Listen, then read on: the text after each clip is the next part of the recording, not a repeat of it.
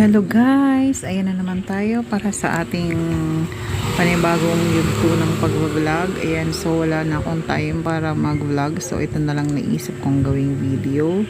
Yung itang paglalaba ko habang ako'y nagbabantay ng tindahan. So tayo na nga guys, bilang isang nanay at malayo sa asawa, mga bata lang kasama ay talagang ang trabaho ko ay hindi lang iisang task. So kailangang tayo ay nagti-triple tasking, two task ang ginagawa ko para kahit papaano hindi masayang yung oras. So ito na nga, nakikita nyo naman habang ako nagbabantay ng tindahan ay na sinasabay ko yung paglalaba, and at the same time yan ay nagluluto tayo. So pasok labas-pasok tayo sa kusina, sa tindahan, dahil triple tasking ang ginagawa ko. So ayan na nga, ganito talaga ang buhay isang housewife na may mga konting sideline. So kailangan nating ito na nga, kailangan bilang isang housewife ay hindi lang ako or ayoko nang wala akong ginagawa. Sanay talaga ako na gusto ko makatulong ako sa paghahanap buhay ng asawa ko. Hindi ako sanay na yung sa bahay lang tapos maghihintay lang ako ng sahod ng asawa ko. Ayoko nang ganun, maiinip ako, and parang masyadong bababa yung self, ano bang tawag doon, yung ano ko sa sarili ko. Kasi syempre before may trabaho ako, sanay akong sinusuportahan ko yung pamilya ko, yung sarili ko. Pero nung nag-asawa na ako, syempre bibigay pa rin tayo sa magulang, pero hindi lang kagaya ng dati na talagang yung pagtulong mo ay lubos, pati mga kapatid mo, pamangkin mo, nabibigyan mo. Pero ngayon talagang kumbaga focus na ako sa pamilya. Paminsan-minsan nagbibigay pa rin, pero hindi na ganyan natin. So yan na nga guys, dahil nasa bahay lang ako, gusto ko talaga meron akong ibang pinagkakakitaan, dahil gusto ko meron din akong inaakit na pera sa bahay namin or sa pagsasama namin.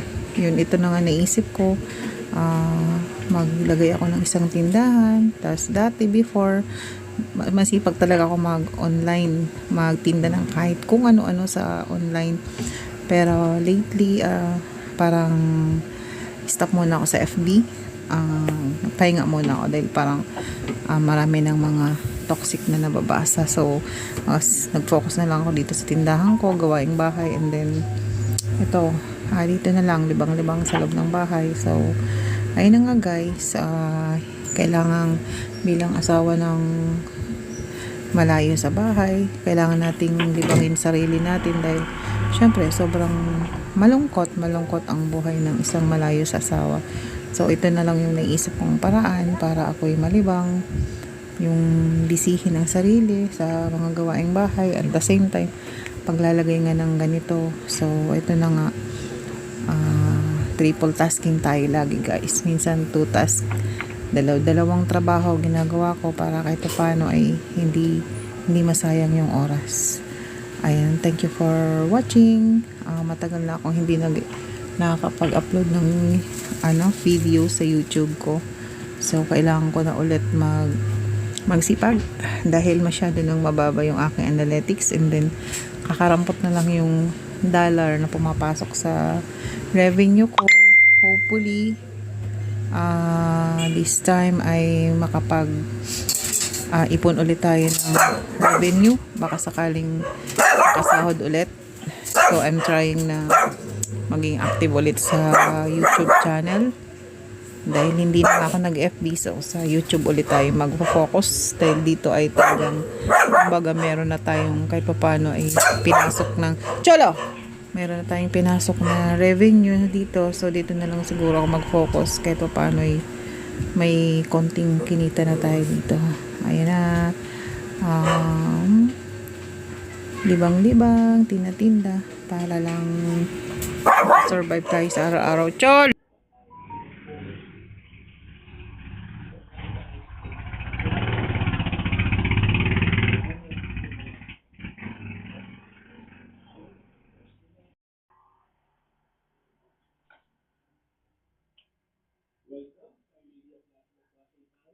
Yung is kaninang 5 lang. May 255. 500.